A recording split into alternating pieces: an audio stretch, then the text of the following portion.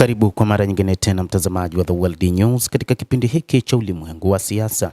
Mimi ni Adam Hussein. Rais wa Marekani Donald Trump anasema kwamba ana uwezo wa kuifanya Iran ishindwe kiuchumi na ianguke kiuchumi kabisa, huku akiahidi kwamba anaweza akawapiga sana. Rais wa Marekani Donald Trump amesema anapima shinikizo linaloendelea la kiuchumi au mashambulizi makubwa ya kijeshi dhidi ya Iran, huku akielezea Tehran kama wapatanishi wa hila, huku kukiwa na ripoti za maendeleo kuelekea makubaliano. Rais huyo wa Marekani Bwana Donald Trump ameshutumu Iran kwa kuwa viongozi wake ni wapatanishi wa hila katika mahojiano, na ameeleza baadhi ya chaguzi zake za sasa katika vita.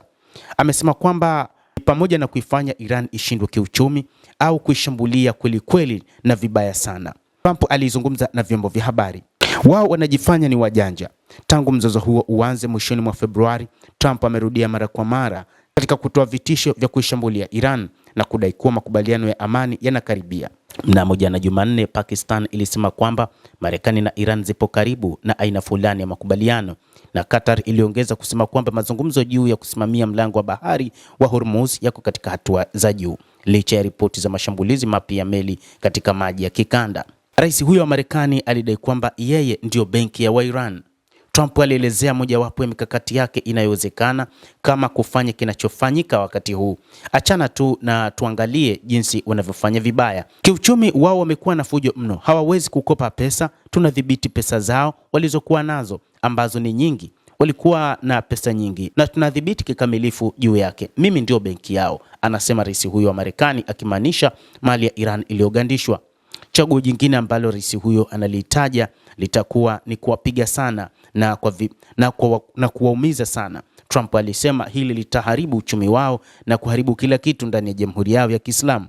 Trump pia alipuuzilia mbali wasiwasi wa kuwepo kwa silaha duni, akisema Marekani ilikuwa inajijenga na mipango yao ni kuifanya Iran iwe kama kuzimu, na kumtupia lawama mtangulizi wake rais wa zamani wa Marekani Joe Biden, kwa maana animlaumu kwa kutumia silaha za Marekani kwa fujo, hasa wakati wa vita huko nchini Ukraine.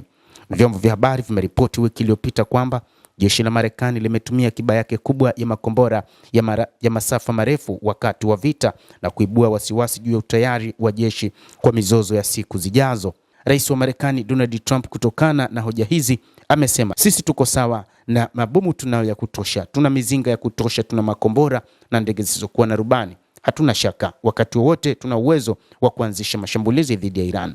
Lakini sababu itakuwa chini na tutayajenga kama wazimu. Lakini sababu ni ya chini kwa sababu yeye Biden alitoa thamani ya dola bilioni 300 kwa Ukraine, Trump alisema, jambo ambalo anaona ni kama vile limesababisha kuyumba kwa mapambano ya mapambano ya Marekani huko nchini Iran.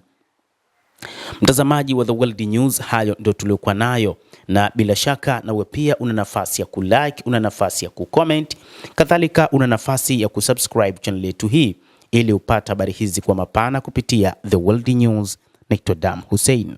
Endelea kuwa nasi wakati wote, endelea kutufuatilia ujue ni nini kinachojiri katika ulimwengu kupitia The World News, utaweza kufahamu kwa mapana.